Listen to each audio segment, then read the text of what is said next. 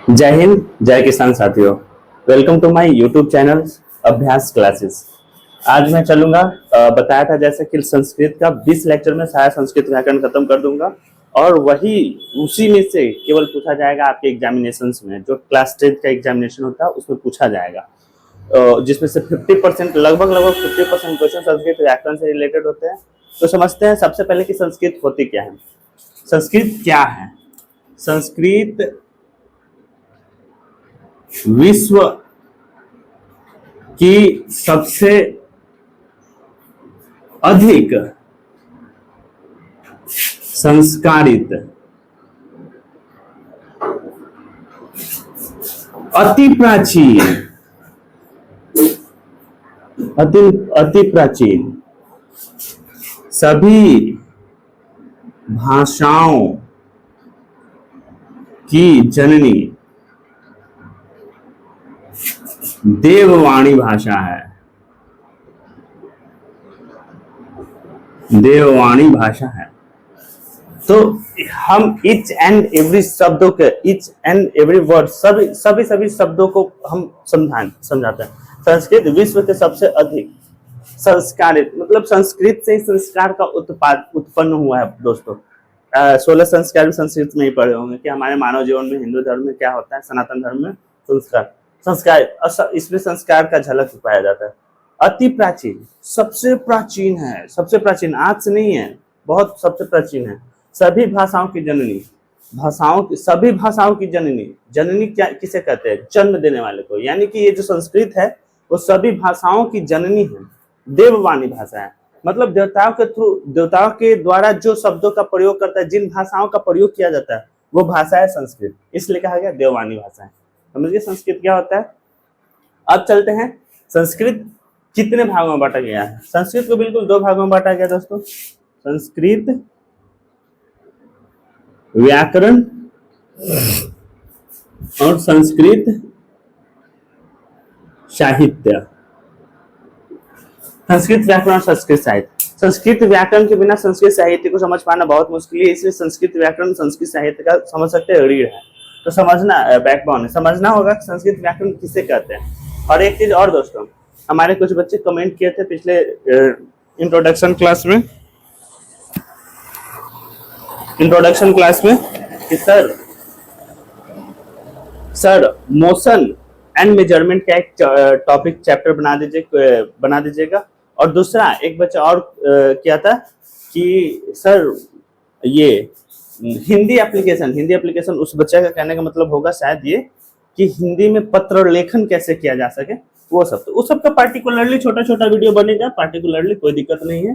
पहला आया था कमेंट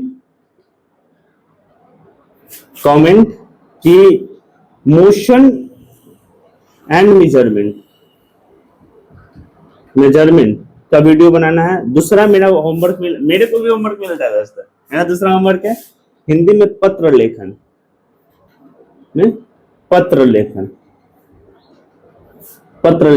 ये दोनों का हमको काम मिला है। तो मैं यही कहना चाहता हूँ, ये वीडियो देख के अगर फिर से मेरा ये वीडियो देख के अगर वो बच्चा फिर से अगर इस पे कमेंट कर दिए कि sir motion and measurement sir please sir, ऐसा कोई बोल दिया या हिंदी में पत्र लेखन फिर से कोई बोला, तो मैं जरूर अगली बार मैं इस चीज पे गौर करूंगा और फिर से मैं मोशन एंड मेजरमेंट का एक पार्टिकुलरली शॉर्ट वीडियो बनाऊंगा ताकि वो कम समय में वो चीज को समझ जाए। और हिंदी में पत्र लेखन का भी शॉर्ट वीडियो बना दूंगा, और शॉर्ट वीडियो बनाऊंगा लेकिन डिटेल एनालिसिस करा दूंगा।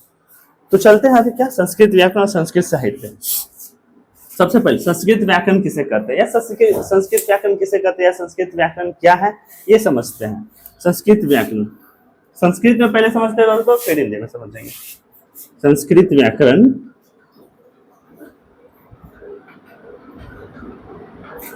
या विद्या अस्ति येन माध्यमेन वयम शुद्धम संस्कृतम लिखाम पठाम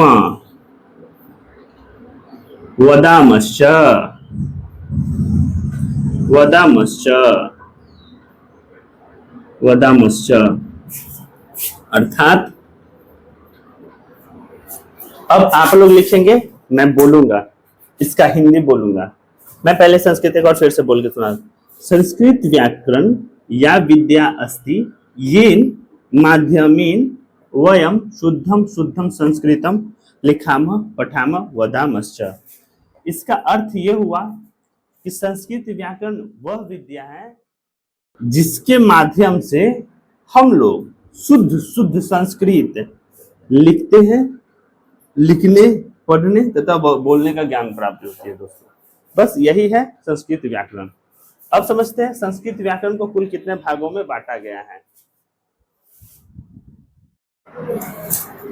चलते हैं दोस्तों, अब देखते हैं संस्कृत व्याकरण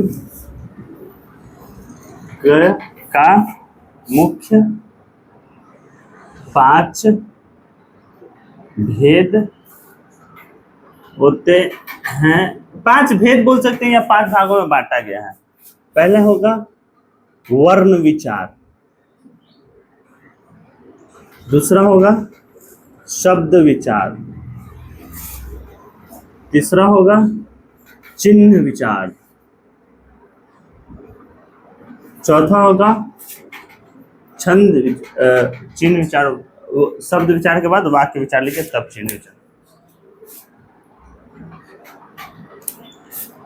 वाक्य विचार, फिर चिन्ह विचार, फिर 5वां नंबर होता है छंद विचार। छंद विचार, ये 5 पूरे भागों में बांटा गया मेरे संस्कृत व्याकरण को। अब समझ लेते हैं संस्कृत व्याकरण की जो कम से कम जो ज्ञान होनी चाहिए सभी बच्चों को, जो 10वां के एस्पिरेंट है, 10th का मैट्रिक का जो मैट्रिकुलेशन करने वाले, जो 10th के स्टूडेंट है कहीं भी पूरे इंडिया के, उनको संस्कृत अगर सब्जेक्ट है तो उसका बेसिक से कुछ चीज़ों के बारे में संस्कृत व्याकरण में ज्ञान होना चाहिए। वो क्या होता है समझ लेंगे। संस्कृत व्याकरण के सामान्य ज्ञान के लिए वर्ण, लिंग, वचन, पुरुष, लकार, उपसर्ग, प्रत्यय,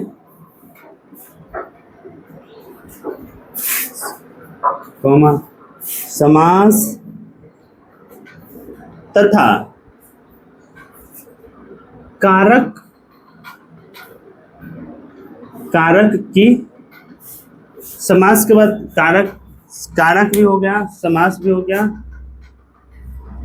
संधि तथा कारक का सामान्य ज्ञान होनी चाहिए, होनी चाहिए। तभी जाके आप संस्कृत व्याकरण के जो भी चीज है लकार के मदद से, कारक के मदद से उसका अनुवाद, हिंदी अनुवाद को संस्कृत अनुवाद में बहुत आसानी तरीके से समझ पाएंगे दोस्तों। कोई हार्ड है नहीं, इसको हुआ बना दिया कि संस्कृत बहुत हार्ड है, जबकि संस्कृत की वजह से ही बच्चे बहुत अच्छे कर पाते हैं। क्योंकि संस्कृत में ना कोई ये होता है प्रैक्टिकल वगैरह होता है जिससे कि 20 नंबर उधर से आ जाए या कहीं से भी आ जाए। संस्कृत पूरा का पूरा 100 मार्क्स का पूरा पूछा जाता है, केवल बुक पढ़ लेना है और थोड़ा सा ये पढ़ लेना है। बुक का भी सारा एनालिसिस करवा देंगे, कोई इशू नहीं है। बट आप लोग सपोर्ट करिए दोस्तों, अगर आप लोग सपोर्ट करेंगे तो हम पूरा बुक भी खत्म कर देंगे, हम पूरा ये भी खत्म कर देंगे। समझ में आ रही है दोस्तों? तो पूरा बुक, पूरा व्याकरण खत्म कर देंगे, नहीं तो जैसे चल रहा है वैसे चलते रहेंगे। आप लोग साथ देंगे, हम बहुत आगे चलेंगे। तो ये हो गया संस्कृत व्याकरण समान ज्ञान के लिए वर्ण, लिंग, वचन, पुरुष, लकार, उपसर्ग, प्रत्यय, संधि, समास। अब चलते सबसे पहले वर्ण विचार का। तो 5 भाग में बांटा गया है संस्कृत वर्ण विचार। शब्द विचार, वाक्य विचार, चिन्ह विचार, छंद विचार। चलते हैं तो रुको।